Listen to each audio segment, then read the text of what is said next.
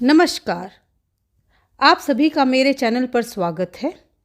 आशा करती हूँ आप सभी कुशल मंगल होंगे। आज हम ऋग्वेद के तीसरे सूक्त के चौथे मंत्र के आखिरी 3 शब्दों का अर्थ समझने की कोशिश करेंगे। वैसे मैं आप सभी से हाथ जोड़कर माफ़ी मांगना चाहूँगी। मुझे यह व्याख्या लाने में काफ़ी वक्त लग गया। मैं कुछ अपने ही निजी कामों में बहुत ज़्यादा व्यस्त थी, इसलिए समय नहीं निकाल पाई। आप सभी से हाथ जोड़कर माफ़ी मांगती हूँ। कृपया मुझे माफ़ कर दीजिएगा। चलिए हम इस मंत्र के आखिर के 3 शब्दों को समझते हैं, परंतु उससे पहले एक बार हम मंत्र को फिर से दोहरा लेते हैं। इंद्रायाहि चित्रभानु सुता इमे त्वायवः अण्विभिस्तना पुतासः। मैं फिर से बोलती हूँ। इंद्रायाहि चित्रभानु सुता इमे त्वायवः अण्विभिस्तना पुतासः। इस मंत्र का अगला शब्द है त्वायवः। अब तक हम पहले 5 शब्दों की व्याख्या कर चुके हैं। अब आगे बढ़ते हुए हम त्वायवः शब्द को समझने का प्रयास करेंगे। जैसे कि स्वामी दयानंद सरस्वती जी कहते हैं, त्वायवः आपके उत्पन्न किए हुए व्यवहारों से युक्त दूसरा अर्थ जो उन्होंने बताया वह है त्वायवः उनके निमित्त से जीने वाले।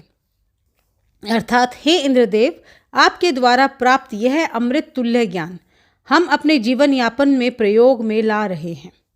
हम आपके बताए ज्ञान के आधार पर ही अपना जीवन यापन करने वाले मनुष्य हैं। जो जो ज्ञान हमने आपसे अर्जित किया उसका उपयोग कर अपना जीवन सरल बनाया है। त्वायवः अर्थात आपके द्वारा अर्जित ज्ञान का बहुत बहुत आभार। आपके द्वारा दिए इस अनोखे ज्ञान का मनुष्य सही प्रकार से उपयोग कर अपना जीवन यापन बिना किसी कष्ट के कर सकता है।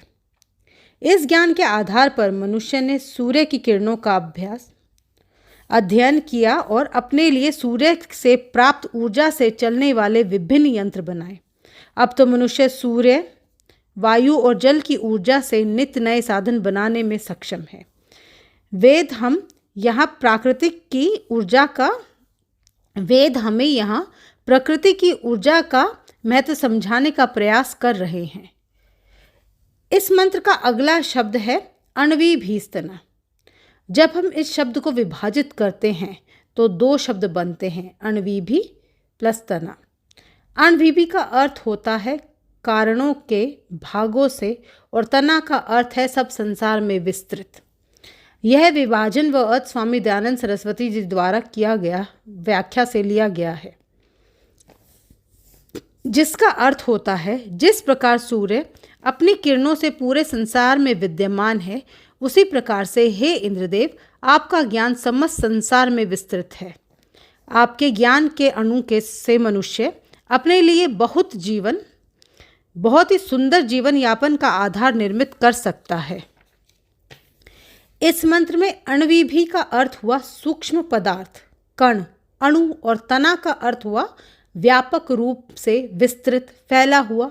यह संसार जैसे सूर्य की किरणें चहु और व्यापक है, वह संसार में हर जगह हैं। उसी प्रकार से इंद्रदेव, हे ईश्वर, आपका ज्ञान रूपी प्रकाश भी यहाँ चारों ओर व्यापक है। आपने अपने ज्ञान समस्त संसार को प्रकाशित किया हुआ है। मेरा मतलब है आपने अपने ज्ञान से समस्त संसार को प्रकाशित किया हुआ है। प्रिय श्रोताओं, इस मंत्र का शब्द अण्विभिस्तना का अर्थ मुझे समझ ही नहीं आ रहा था। इसी वजह से मुझे चलचित्र बनाने में इतना समय लग गया। मैंने किताबों में बहुत ढूंढा, गूगल पर भी बहुत ढूंढा, परंतु बाद में श्री राकेश जी जो संस्कृत के शिक्षक हैं और मेरे पुत्र को संस्कृत पढ़ाते हैं, उन्होंने मेरे इस मंत्र को समझने में मदद की और उनकी मदद से ही मैं इस मंत्र की व्याख्या को पूरी कर पाई। उनका मुझे बहुत बहुत आभार। इस मंत्र का अंतिम शब्द है पुतास। पुतास का अर्थ है पवित्र। हे पवित्र ईश्वर, आपका अर्पण किया हुआ ज्ञान सदैव मनुष्य को शक्ति प्रदान करता रहेगा। आपने जो पवित्र पदार्थ इस संसार में उत्पन्न किए हैं, उन विस्तृत पदार्थों से मनुष्य अपना जीवन यापन सुखमय बना लेगा। जिस प्रकार सूर्य की पवित्र किरणें समस्त संसार को ऊर्जा प्रदान करती हैं, उसी प्रकार आपके द्वारा दिए हुए सूक्ष्म अणु के उपयोग से मनुष्य अपने लिए एक बेहतर संसार का निर्माण कर सकता है। आपका पवित्र ज्ञान इस ब्रह्मांड में वायु की तरह हर तरफ व्याप्त है और आपके उत्पन्न पदार्थों की मदद से मनुष्य अपना जीवन और बेहतर बना सकता है। अगर आज के परिप्रेक्ष्य में समझे तो अभी अभी हमें जम्मू में लिथियम का खजाना मिला है। इस लिथियम की मदद से हम मनुष्य अपना जीवन और सुगम बना सकते हैं। इस धरा का हर पदार्थ आपने मनुष्य को दिया है। आप धन्य हैं। हे इंद्रदेव, आपकी इस कृपा को कोटि कोटि नमन। आशा करती हूँ आप सभी को ये व्याख्या पसंद आई होगी। आपका बहुत बहुत आभार व धन्यवाद।